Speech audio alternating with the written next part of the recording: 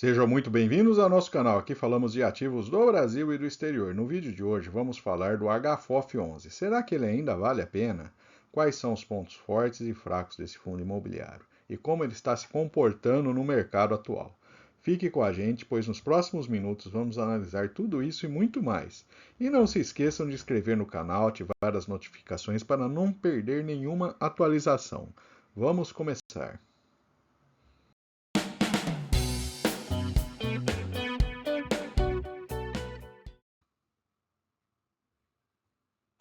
Aqui temos o resultado recente divulgado pelo fundo, né? A gente tem ali de um lado o mês de dezembro e outra a média do segundo semestre de 24. Olhando a média, né, que é um pouco mais representativo do que um resultado pontual. Ele recebeu 12,6 milhões de reais em rendimentos dos fundos imobiliários e, em média, 470 mil de ganho de capital, que representa um valor de 2 centavos por cota por mês, né? Então, temos aí também receitas financeiras, somando aí 13,3 milhões, tirando 900 mil aproximadamente de despesas, ele fica em 12,4 milhões, que é um resultado de 54 centavos por cota. Portanto, né, ele distribuiu aí 59 centavos por cota, né, na média dos últimos 6 meses, né, ligeiramente acima, porque ele carregava ali ganho de capital, né, com venda de ativos do portfólio, né. No último mês, especificamente, ele teve um resultado um pouco melhor, de 59 centavos, e distribuiu 56 centavos. Aqui temos, na forma gráfica aqui, né, essa situação. Então, ele teve ali, principalmente em janeiro, né, um ganho significativo com a venda de ativos, né? E isso daí permitiu ele manter uma distribuição aí um pouco mais constante, né? Mas a gente observa ali que ele passou vários meses em que a venda de ativos, né, praticamente foi zero e não registrou aí lucro com essas operações. O que isso daí, né, fez com que o resultado, né, ficasse um pouco pior do fundo. Aqui ele traz também essa visão um pouco mais longa, né? Então a gente teve momentos, se pegar lá o segundo semestre de 2020, que o ganho de capital, né, com a venda de ativos representava metade do resultado, né? Depois a gente entrou aí numa fase um pouco mais complicada, né? Quem investe há mais tempo em fundos imobiliários percebeu isso, né? À medida que a gente teve aí cenário de juros mais altos, né, as cotas foram sendo pressionadas ali, o valor para baixo, e essa parcela ali que antes era importante na geração de resultado do HFOF11, ela acabou sendo deixada de lado, né, não sendo possível ali o fundo conseguir grandes resultados em ganho de capital. Então a gente tem um fundo de fundos, né? O GAFOF11 é um fundo de fundos, ele compra outros fundos imobiliários, né? A maior posição que ele possui é no HLOG. Aqui temos o gráfico dos últimos 5 anos dessa cota, né? Então a gente já observa ali, né, que ele está no momento ali de preços historicamente mais baixos da sua cota. O mesmo para o TVRI11, né, que é aquele fundo imobiliário de agências bancárias, né? A gente inclusive tem alguns vídeos aqui no canal a respeito dele, né? Também é um fundo aí que passou por um momento aí de maior dificuldade. E o HREC de recebíveis, né, ele já teve ali uma maior estabilidade ao longo do ano de 2024, mas recentemente também apresentou queda no valor das cotas. Então, esses são as três maiores posições dentro do portfólio, né, respondem aí por mais de 30% do portfólio total, né, então são itens relevantes ali dentro do resultado do HFOF11. Trata-se de um fundo com um bom nível de liquidez, né? No último mês ali ele registrou quase 3 milhões diários, mas em 2024 ficou numa média de 2 milhões aproximadamente. Então, é um bom nível de liquidez, né? Não chega a ser um problema para o investidor. Aqui temos uma tabela, eu acho que é válido perder um pouco mais de tempo nela, né? A gente pega aqui o fundo HFOF11 desde lá do início, né? Então, ele tem ali somados ali um dividend yield de 54%, né? Lógico, a gente está falando da distribuição ao longo de vários anos, né? Ah, mais uma queda de 42% no, no ganho no capital, ou seja, no preço da cota. Isso daí leva, né, a uma taxa de retorno, né, na casa de 16,48, né? Que daria 2,3% ao ano. Se a gente comparar com o CDI, né, o CDI líquido deu 56%. Então, comparando aí nesse período, né, a gente tem ali uma situação em que o fundo, né, mesmo se a gente olhar, né, o dividend yield, né, ele acabou ficando um pouco abaixo ali do retorno do CDI, né? Então, é um fundo que historicamente, quem investiu nele, não conseguiu ter um retorno ainda superior ao CDI. Lógico, né, nós estamos num momento que a cota está pressionada para baixo, né? Eventualmente, se a gente refizer essas contas um pouco mais adiante, né, num momento aí com taxa de juros melhor, cenário econômico melhor, é possível, né, que ele fique acima do CDI. Mas olhando esse momento em relação ao início do fundo, né, a gente tem ali uma situação de perda até para o CDI, especialmente ali dos rendimentos, ok? Aqui vamos então para a visão total do portfólio, né? A gente tem aí 33,9% nas três maiores posições, então um terço, né, são nesses principais fundos ali, né? São o HLOG, o TVRI e o HREC, né? Depois temos o HGBS, né, um fundo de shoppings, né? Então a gente percebe que nas três principais posições, nas quatro principais posições, né, a gente tem ali setores diferentes, né? Logística, imóveis urbanos, agência bancária, né? E recebíveis, shoppings e depois lajes corporativas, né? Então, assim, já dá para perceber que o portfólio ele tem um bom nível de diversificação, né?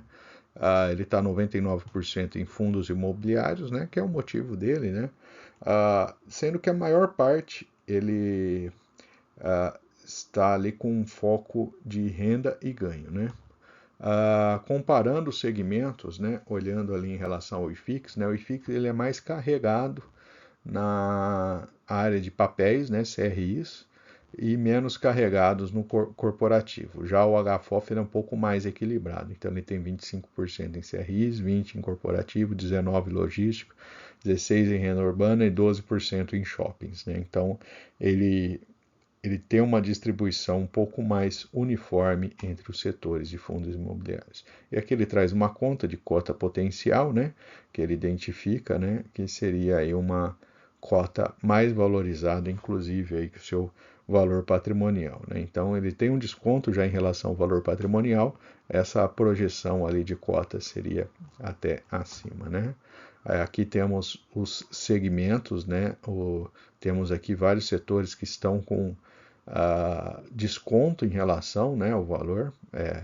Então, ele identifica ali principalmente, né, lajes corporativas, logístico e shoppings, né, como setores ali que estão mais descontados, né. Então, esse daí é um ponto importante. E quando você investe num fundo de fundo, né, você tem um desconto em relação ao valor patrimonial, seria como se você estivesse comprando lá aquele mix de cotas, né, com um desconto semelhante, né? Então, essa é uma vantagem, né, do investimento via fundos de fundos, né? Lógico que temos a taxa de administração, mas gestão e administração, mas o fundo de fundo normalmente, né, ele, pelo menos nos últimos tempos, tem passado ali por momentos bastante descontados. Vamos trazer aqui então um gráfico, né? A gente observa ali, né, que ele se desvalorizou bastante desde 2020, né? E ele está nesse momento com um dividend yield de 13,7%, né, em relação a essa cota, que é um dividend yield bastante elevado, né, considerando que ele é um mix do mercado, né? Então, temos aí recebíveis puxando para cima, né, e tijolos aí puxando um pouco para baixo, né? A relação preço-valor patrimonial de 0,82, né, aquele desconto que eu comentei, né, a respeito da, no mercado ali, né, do valor da cota do HFOF. E aqui temos o histórico de pagamentos de dividendos, né, lá atrás, né, em um período anterior, né, ele pagava bem mais.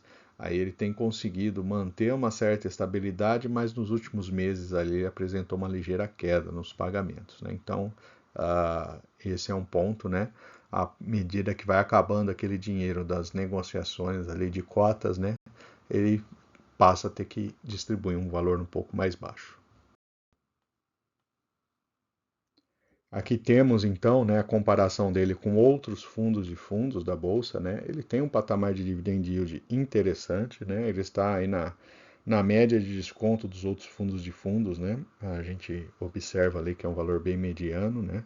Ele tem uma boa liquidez, né? Não é das melhores do grupo, mas é um bom nível de liquidez, 73 mil cotistas, 2% em caixa, um patrimônio de 1,5 bi. E sua taxa de administração de 0,60 é a mais baixa aqui desse grupo, né? Então é um dado interessante também para o investidor. Aqui é um ponto importante, né? Quem investiu há 1 a 2 anos, né? Ele pegou aí um preço de cota, né? Bastante diferente, né? Há 1 ano teve uma queda de 27% e há 2 anos 11%.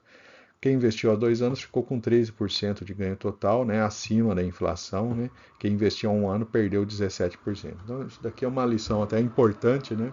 Que vale de fato, né? Buscar ali valores de cota, né? Interessantes, né? Dependendo do momento que você pega um valor de cota de fundo imobiliário, isso daí impacta aí o seu resultado futuro de maneira muito grande, né? Então, é um ponto ali que vale ser observado. Finalmente, vamos trazer os pontos positivos e negativos para investimentos no HFOF11. Do lado positivo, ele tem um bom equilíbrio entre setores no portfólio, né? Então, é um fundo aí bastante equilibrado em termos de exposição a setores. Temos setores descontados, né? E, de certa forma, né, se a gente tiver uma melhora do cenário econômico, queda dos juros, né, a gente pode ter um bom momento para os fundos imobiliários. Tem um bom nível de liquidez, possibilidade de comprar o portfólio com desconto, né, já que ele tem um desconto em relação ao seu valor patrimonial, né, seria como se você estivesse comprando esse mix de fundos a 80% dos valores que eles têm hoje, né?